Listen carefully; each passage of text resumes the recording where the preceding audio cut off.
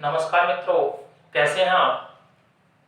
वर्ण विचार की तीसरी क्लास में अपन ने पढ़ा था अल्प प्राण और महाप्राण अर्थात श्वास वायु के आधार पर ध्वनियों का जो वर्गीकरण था वो हमने किया था दो प्रकार से। एक तो हमने किया था अल्प प्राण और दूसरा हमने किया था महाप्राण। अल्प का शाब्दिक अर्थ होता है कम, अर्थात जिन वर्णों के उच्चारण में श्वास वायु कम मात्रा में बाहर निकलती है उन्हें हमने कहा अल्प प्राण, और अधिक मात्रा में जो बाहर निकलती है उन्हें कहा महाप्राण। वे वर्ण जिनके उच्चारण में मुख से श्वास वायु अधिक मात्रा में बाहर निकलती है उन्हें ध्वनियों को कहते हैं अल्प प्राण, और जिनके उच्चारण में अधिक मात्रा में श्वास वायु बाहर निकलती है उन्हें कहते हैं महाप्राण। आज दोस्तों हम पढ़ेंगे व्यंजनों का जो दूसरा वर्गीकरण है स्वर तंत्री में कंपन के आधार पर। स्वर तंत्री में कंपन के आधार पर व्यंजनों का वर्गीकरण जो है स्वर तंत्री में कंपन, घोष, नाद के आधार पर आज जो हम ध्वनियों का वर्गीकरण पढ़ रहे हैं स्वर तंत्री में कंपन कह दीजिएगा, घोष कह दीजिएगा, नाद कह दीजिएगा के आधार पर बंटवारा पढ़ रहे हैं। मान लीजिएगा जिन ध्वनियों के उच्चारण में स्वर तंत्रियों में कंपन होता है उन्हें घोष कहते हैं, और मान लीजिए जिन ध्वनियों के उच्चारण में स्वर तंत्रियों में कंपन नहीं होता है या न के बराबर होता है उन्हें अघोष कहते हैं। तो देखिए दोस्तों, यानी घोष, कंपन, नाद के आधार पर ध्वनियों को दो भागों में बांटा गया है। नंबर एक हम बात करते हैं सघोष। सघोष इसको हम देखिए घोष भी कह देते हैं, और नंबर दो पे है दोस्तों ये आ जाता है आपका अघोष। अघोष सुनिए, नाम से स्पष्ट हो रहा है, यहाँ देखिए ये भी घोष है और ये भी घोष है। इसमें स उपसर्ग लगा हुआ है और उसमें अ उपसर्ग लगा हुआ है। अ का अर्थ होता है नहीं, अर्थात जिन ध्वनियों के उच्चारण में स्वर तंत्र में घोष नहीं होता है, कंपन नहीं होता है, उन्हें कहते हैं अघोष ध्वनियां। और जिन ध्वनियों के उच्चारण में स्वर तंत्री में कंपन होता है, घोष होता है, उन्हें कहते हैं सघोष ध्वनियां। तो जान चुके हो मित्रों, स्वर तंत्री में कंपन के आधार पर जो है वर्णों को कितने भागों में बांट दिया जी? दो भागों में। कौन कौन से हो गए जी? एक तो सघोष हो गया और एक अघोष हो गया। सघोष का अर्थ समझ रहे होंगे, जिन वर्णों के उच्चारण में जो मान लीजिएगा स्वर तंत्री में कंपन होता है उन्हें तो कह रहे हैं सघोष, और जिनके उच्चारण में कंपन नहीं होता है उन्हें कहते हैं अघोष। ये कंपन कहाँ होता है? स्वर तंत्री में। तो देखिएगा हम बात करते हैं सबसे पहले सघोष की।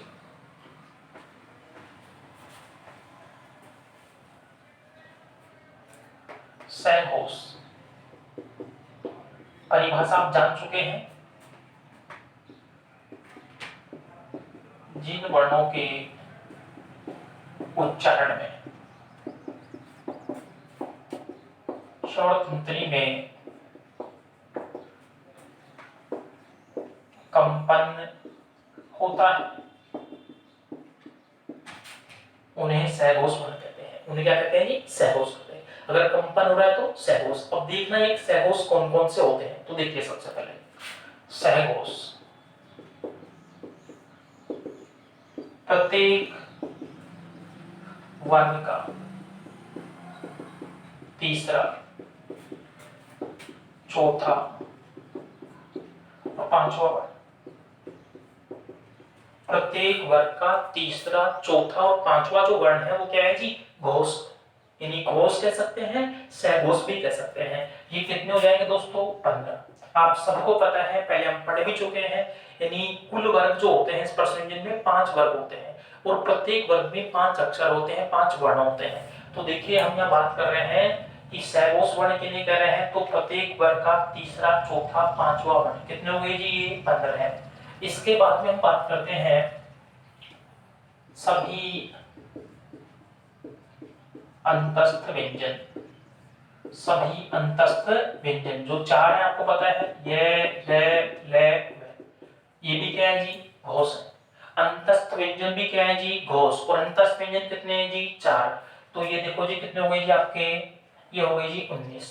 इसके अतिरिक्त हम बात करते हैं मित्रों, एक आपका जो आ जाता है, मान लीजिएगा एक ऊष्म व्यंजन, एक ऊष्म व्यंजन, एक ऊष्म व्यंजन है, ये भी क्या है जी, घोष है। अगर आपसे पूछ ले ऊष्म व्यंजन है तो क्या कहेंगे, घोष है। क्या है जी, ये घोष। तो ये हो गई अपने 20। इसके अतिरिक्त हम बात करते हैं सभी स्वर, सभी स्वर भी घोष ध्वनियां हैं या घोष है। सभी स्वर भी क्या है जी, घोष। और सभी स्वर कितने हो गए जी, 11। इस प्रकार से घोष वर्णों की बात कर रहे हैं तो कितने हो जाते हैं जी, ये तो आपके हो जाते हैं जी ये 31। घोष वर्ण कितने हैं जी, 31। और आपको पता है कुल वर्ण कितने हैं जी, 44। घोष वर्णों की संख्या कितनी हो गई, 31। प्रत्येक वर्ग का तीसरा, चौथा, पांचवा वर्ण घोष है। सभी अंतस्थ व्यंजन घोष है, सभी अंतस्थ व्यंजन घोष है, जो कितने हैं जी, 4। एक ऊष्म व्यंजन भी घोष है, कौन सा जी, है। इस प्रकार से कुल कितने हो गए, 31। अब हम बात करेंगे अघोष वर्ण।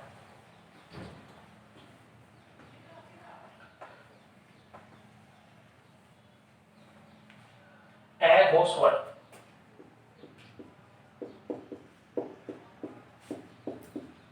देखिए सुन चुके हम, पुनः सुन लीजिएगा। जिन वर्णों के उच्चारण में स्वर तंत्रियों में कंपन नहीं होता है उन्हें कहते हैं अघोष वर्ण। अगर कंपन होता है तो घोष, नहीं होता है तो अघोष। हम किसकी बात कर रहे हैं, अघोष वर्ण जो है, देखिए कौन से हैं। प्रत्येक वर्ग का पहला और दूसरा वर्ण, प्रत्येक वर्ग का पहला और दूसरा वर्ण, कुल कितने हो जाएंगे दोस्तों, ये 10। एक वर्ग में से 2 ले रहे हैं तो कुल कितने वर्ग हैं, 5। पहला और दूसरा वर्ण, जबकि तीसरा, चौथा, पांचवा वर्ण क्या है जी, तो ये घोष है। और पहला और दूसरा वर्ण क्या है जी, अघोष है। इसके साथ हम बात करते हैं 3 ऊष्म व्यंजन। 3 ऊष्म व्यंजन, ये भी क्या है जी, घोष, सॉरी माफी चाहूंगा, अघोष। 3 ऊष्म व्यंजन है, ये भी कौन से है जी, अघोष। कौन कौन से देखिएगा जी, ये है आपकी श, श और स। तो इस प्रकार से कितने हो गए जी, 13। अघोष वर्णों की संख्या कितनी हुई, 13। घोष वर्णों की संख्या कितनी थी, तो हम बात करेंगे 31। 13 और 31 को हम जब जोड़ लेते हैं तो कितने हो जाएंगे जी, 44। ये थे आपके घोष और अघोष। इनका जो बंटवारा था स्वर तंत्र में कंपन के आधार पर। अब हम बात करेंगे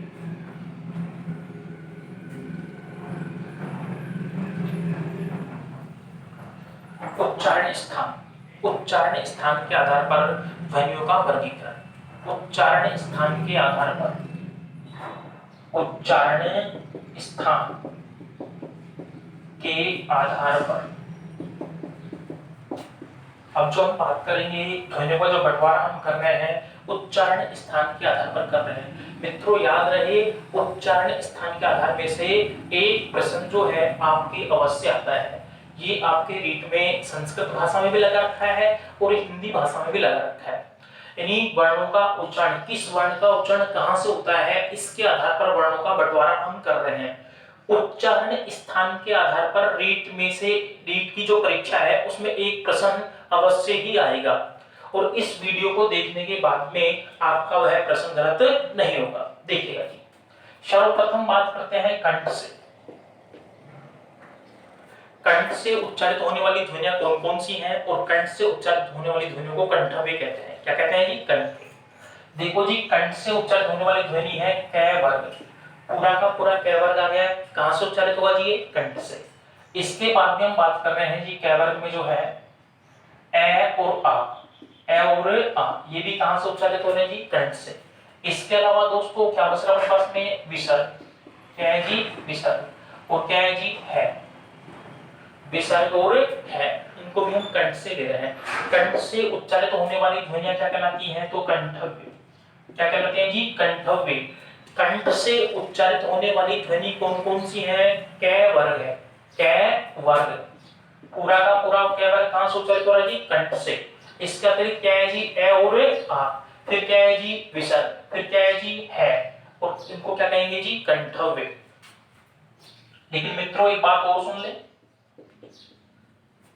विसर्ग का और है का जो उच्चारण होता है कंठ के थोड़े ऊपर से होता है, कंठ के ऊपर से होता है, जिसे काकल्य भी कहते हैं। इसलिए है और विसर्ग को, इसको जी विसर्ग को काकल्य भी कहते हैं।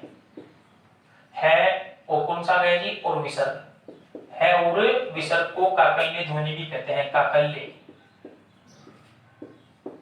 ध्यान रहे इनका उच्चारण जो है काकल से होने के कारण, किसका जी, है और विसर्ग का, इनको काकल्य ध्वनि भी कहते हैं। याद रखना जी, आपसे पूछ लेते हैं कि काकल्य ध्वनि कौन सी है, तो है और विसर्ग जो है और विसर्ग को कौन सी ध्वनि में शामिल किया गया है उच्चारण स्थान के आधार पर, तो काकल्य ध्वनि। काकल्य जब ऑप्शन में नहीं हो तो हम क्या करेंगे जी, कंठ से तो हमारे को करना ही। अगर मान लीजिए परीक्षा में आपसे ये पूछा गया है कि है का उच्चारण स्थान है, अर्थात है का उच्चारण कहां से होता है, तो ध्यान रखें दोस्तों, है का जो उच्चारण होता है काकल से होता है और काकल से होने करने से काकल्य ध्वनि कहते हैं। लेकिन काकल्य या काकल ऑप्शन में नहीं है तो हम करेंगे कंठ से। इसके बाद में तालु। तालु से जो उच्चारित होने वाली ध्वनियां हैं इनमें आ जाते हैं दोस्तों अपना च वर्ग आता है, च वर्ग। इसके अलावा क्या क्या जाता है, ये और स, ये और स, और आपका जाता है ई और ई। दिख रहा होगा आपको जो है तालु से उच्चारित होने वाली ध्वनियां च वर्ग है, इसके अलावा ये है, स है, ई लघु ई है और दीर्घ ई है। तालु के बाद में जब हम बात करते हैं तालु से उच्चारित होने वाली ध्वनियां जो है वो क्या कहलाती है जी, तालव्य कहलाती है। क्या कहते हैं जी, तालव्य। तालु से उच्चारित होने वाली ध्वनियों को क्या कहा जाता है, तो तालव्य ध्वनि कहते हैं। इसके बाद में दूसरा जो नंबर आता है ये मूर्धा है। क्या है जी, मूर्धा। मूर्धा से उच्चारित होने वाली ध्वनि है ट वर्ग, ट वर्ग। इसके अलावा जो है आपका जो है र है, री है और स है, ये भी मूर्धा से उच्चारित होती है। इसके अलावा दोस्तों अपनी जो दो उच्चित ध्वनि है, दो उच्चित ध्वनि है उनको भी, उच्चित ध्वनियों को भी मूर्धा से ही उच्चारित माना गया है, अर्थात उच्चित ध्वनियों को उच्चारण भी कहां से माना गया है, मूर्धा से माना गया है। तो देखिएगा जी ये मूर्धा की हम बात कर रहे थे, इनको कहते हैं मूर्धन्य। मूर्धा से उच्चारित होने वाली ध्वनियों को कहते हैं मूर्धन्य। इसके बाद में हम बात करते हैं दंत। दंत से उच्चारित होने ध्वनियों में त वर्ग है, इसका ल और स है, ल और स। इनका उच्चारण भी कहां से माना गया है जी, दंत से। ल और स का उच्चारण भी कहां से माना गया है जी, दंत से माना गया है। इसके बाद में जो है पंचम जो रूप आ रहा है वो ओष्ठ है। ओष्ठ से उच्चारित होने वाले ध्वनियों में पै वर्ग है पूरा का पूरा। पै वर्ग के बाद में इसमें आ जाता है उ और ओ। तो ध्यान रहे मित्रों, एक बार पुनः सुन लीजिएगा। हम बात कर रहे हैं उच्चारण स्थान के आधार पर ध्वनियों का वर्गीकरण। सर्वप्रथम बात कर रहे हैं कंठ से उच्चारित होने वाली ध्वनियां, कौन कौन सी ध्वनि है जिनका उच्चारण कंठ से होता है, तो क वर्ग है, ए और आ है, विसर्ग है और है। क्या है जी, है। इनको कंठ से उच्चारित होने के कारण जो कंठव्य ध्वनि कहते हैं। इसके अलावा जो खास बात इसमें ये है और विसर्ग का जो उच्चारण है काकल से होता है। किससे होता है जी, काकल से। और काकल से होने के कारण इन्हें काकल्य ध्वनि भी कहते हैं। है और विसर्ग को काकल्य ध्वनि भी कहते हैं। ऐसी ध्वनि कहते हैं जी, काकल्य ध्वनि कहते हैं। यानी क्यों कहते हैं ये भी सुन लीजिएगा। इनका उच्चारण जो है काकल से होने के कारण इन्हें काकल्य कहते हैं। तालु से कौन कौन से उच्चारित होते हैं, च वर्ग, य, स, ई और ई, ये तालव्य से है। तालु से उच्चारित होने वाली ध्वनियां जो हैं वो तालव्य ध्वनि कहलाती हैं। मूर्धा से उच्चारित जो होनी है ट वर्ग है, इसके अलावा र है, री है, स है और दो उच्चित ध्वनि ताड़नजात ध्वनि द्विगुण द्विगुण विकास व्यंजन बोलते हैं वो जाते हैं। इसके बाद में ये जो है इसे तालव्य से कह रहे हैं, इसे मूर्धन्य से कह रहे हैं। दंत से जो उच्चारित होने वाली ध्वनि है उन्हें कहते हैं दंतव्य। क्या कहेंगे जी, दंतव्य। उसमें आ जाता है त वर्ग, ल और स। ओष्ठ से जो उच्चारित होने वाली ध्वनियां हैं इन्हें ओष्ठव्य कहते हैं। और इसमें शामिल हो रहा है दोस्तों उ और ओ और पूरा का पूरा पै वर्ग। इसके बाद में आगे बढ़ते हैं दोस्तों।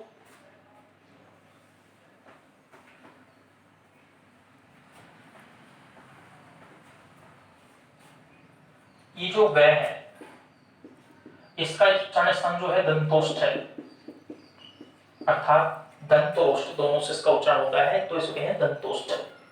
वह का जो उच्चारण स्थान है क्या है जी, दंतोष्ठ है। और ये जो आपका अनुस्वार है, इसका जो उच्चारण स्थान है वो नासिका है। क्या है जी, नासिका। अनुस्वार का जो उच्चारण स्थान है वो नासिका है, ध्यान रहेगा जी, नासिका। अनुस्वार का उच्चारण स्थान क्या होगा जी, नासिका। इसके अलावा जो मित्रों हमारे जो शेष रह जाते हैं उनकी हम बात करते हैं कि वो जो है कहां से होते हैं। इसके अलावा जब हम बात करते हैं तो ध्यान से देखना जी, नासिका में अनुस्वार को नासिका में मान लिया गया है, नासिका से उच्चारण होने का क्या कहेंगे, इसको नासिके ध्वनि। अनुस्वार को नासिके ध्वनि भी कहते हैं। और खास बात ये है, पंचमाक्षर पंचमाक्षर पंचमाक्षर जो हमारे हैं,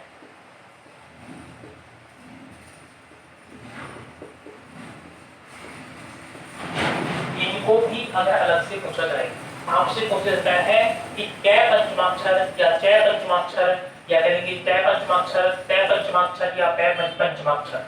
पंचमाक्षर जो है इनके बारे में अलग से पूछा जाए तो इनका उच्चारण भी नासिका से होता है, इसलिए इनको भी नासिके ध्वनि कहते हैं। इनको भी नासिके ध्वनि कहते हैं। किनको जी, पंचमाक्षर को। अलग से पूछा जाए तो इनके बारे में अलग से कहे तो कि इसका उच्चारण स्थान क्या है, इनका उच्चारण स्थान क्या है, ऐसे अलग से पूछे जाए तो जो है। इसके अलावा मित्रों हमारे 4 स्वर हैं जिनका उच्चारण स्थान अभी रह चुका है, वो देखिएगा जी, ए, आई, ओ और औ। समझिएगा इसको जो है, आप पढ़ चुके हैं कि ए का जो निर्माण हुआ है, ये जो ए है इसका निर्माण हुआ है ए और ई को मिलाने से। ए का उच्चारण कहां से हो रहा है, कंठ से हो रहा है। ए का उच्चारण कंठ से हो रहा है और ई का जो उच्चारण है तालु से हो रहा है। कहां से हो रहा है जी, तालु से। दोनों को मिला देंगे तो इसका उच्चारण जो है कंठ तालु से होता है, कंठ तालु। यानी ए का जो उच्चारण स्थान है क्या है, कंठ तालु, इसलिए इसे हम कहेंगे कंठ तालव्य, कंठ तालव्य। इस ध्वनि को क्या कहेंगे जी, कंठ तालव्य ध्वनि कहेंगे जी। ऐसे ही दोस्तों इसका जो निर्माण हुआ है ए और ए से हुआ है। ए का उच्चारण स्थान कंठ है और इसका ए का जो है कंठ तालु है, कंठ तालु। जब दोनों को मिला देंगे, कंठ कंठ कॉमन हो जाते हैं तो इसका उच्चारण स्थान भी क्या कहलाएगा, कंठ तालु। वो कहलाते हैं फिर कंठ तालव्य ध्वनि, कंठ तालव्य ध्वनि। अब देखो दोस्तों आपसे पूछ लिया जाएगा कि कंठ तालु ध्वनि कितनी है, 2। कौन कौन सी ध्वनि है, कौन कौन से वर्ण है जिनका उच्चारण कंठ और तालु से होता है, तो देखिएगा आपकी 2 ध्वनियां हैं जिनका उच्चारण कंठ और तालु से होता है। कौन कौन सी दोस्तों, एक तो ए है और एक आई है। कंठ तालु से कैसे हुआ निर्माण आपको पता चल गया है। देखिए जी, इसके बाद में जो हम बात करते हैं, ये 2 जो बचे हुए हैं इनका उच्चारण कैसे होता है। ये आपका ओ है और ये औ है। ये बना है जी आपके जो है ए और ओ से। ए का उच्चारण स्थान कंठ से है, अभी पढ़ा पढ़े। ओ का जो ओष्ठ से है, और दोनों को जब मिलाएंगे तो ये कहलाता है दोस्तों कंठोष्ठ, कंठोष्ठ। और ध्वनि बन जाती है कंठोष्ठव्य, कंठोष्ठव्य। अर्थात ओ जो है ये कंठोष्ठ, इसका उच्चारण कहां से होता है जी, कंठोष्ठ, कंठ और ओष्ठ से, और ये कहलाती है कंठोष्ठव्य ध्वनि। ऐसे ही औ का जो निर्माण हुआ है ए प्लस में ओ से, वही ए का उच्चारण कंठ है, ओ का जो उच्चारण है वो कंठोष्ठ है। दोनों को जब मिलाते हैं, कंठ को कंठोष्ठ को मिलाते हैं तो ये कंठ कंठ कॉमन हो जाता है और निकल के आता है कंठोष्ठ ही, और ध्वनि कहलाती है कंठोष्ठव्य, कंठोष्ठव्य, कंठोष्ठव्य, कंठोष्ठव्य। ये कंठोष्ठव्य ध्वनि कहलाती है। कंठ और ओष्ठ जो है मिलाकर कैसे बन जाता है जी। अब इसके बारे में बात करेंगे जी। 4 जो हमारे संयुक्ताक्षर हैं, 4 जो हमारे संयुक्ताक्षर हैं उनका उच्चारण कहां से होता है, उनका उच्चारण स्थान क्या है, तो उनको भी इसी तरीके से पढ़ेंगे। ये है श, ये है त्र, ये है ग और ये है स। ये 4 के संयुक्ताक्षर जो है। अब देखिएगा ये च जो है इसका निर्माण हुआ है क और स से। कै का उच्चारण स्थान कहां से, ये भी पढ़ चुके हैं जो कंठ से है, और इसका कहां से जी, से की बात करें तो मान लीजिएगा ये कहां से जी, मूर्धा से है। दोनों को जब मिला देंगे क्या बन जाएगा जी, कंठ मूर्धा, कंठ मूर्धा। और ये ध्वनि कहलाएगी कंठ मूर्धन्य, कंठ मूर्धन्य, कंठ मूर्धन्य।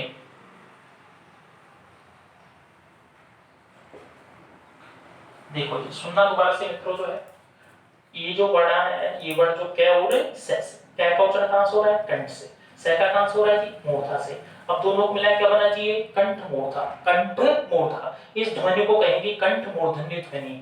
ऐसे इनका करेंगे, ये जो अपना बना है तय और रे से, किससे बना है जी, तय और रे से। तय का जो उच्चारण होता है वो कहां से होता है दोस्तों, दंत से।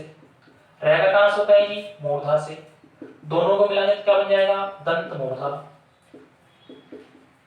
यानी त्रय कैसी ध्वनि है, दंत मूर्धा। त्रय का उच्चारण कहां से होता है, दंत मूर्धा से, और इसे कहेंगे दंत मूर्धन्य ध्वनि, दंत मूर्धन्य। ऐसे ही इसका बंटवारा करते हैं, ये बना है जय और अंत से। इसका उच्चारण तालु से है, और मैंने अभी कहा था पंचमाक्षर को अलग से पूछा जाए तो कहां से बताएंगे, नासिका से। तो इसका उच्चारण कहां से हुआ जी, नासिका से। दोनों को जोड़ा तो तालु नासिका, तालु नासिका, और इसे हम कहते हैं तालु नासिक की ध्वनि, तालु नासिक की ध्वनि। यानी दोबारा सुन लीजिएगा, इसका जो निर्माण हुआ है ज और न से हुआ है, ये तालु से उच्चारित होता है, और ये नासिका से। दोनों जो हो जाएंगे तालु नासिका, तालु नासिका, और ये ध्वनि कहलाएगी तालु नासिक के ध्वनि। ये आपका उच्चारण स्थान है, इसमें स हो जाता है जी आपका जो है, ये बना है स और र से। स का उच्चारण स्थान क्या है जी, इस वाले का तालु। र का क्या है जी, मूर्धा। दोनों को जोड़ देंगे जी, क्या बन जाएगा, तालु मूर्धा। और ये ध्वनि क्या कहलाएगी, फिर तालु मूर्धन्य, तालु मूर्धन्य। तो कैसे होगी जी, ये तालु मूर्धन्य। दोबारा देख लीजिएगा, ये जो श है आप कंठ मूर्धा है, त्रय है दंत मूर्धा, कै है तालु नासिका, और स है तालु मूर्धा जो है। ये मित्रों आपका उच्चारण स्थान था। इसके अतिरिक्त कुछ बातें और हैं, वो आप सुन लीजिएगा जो है।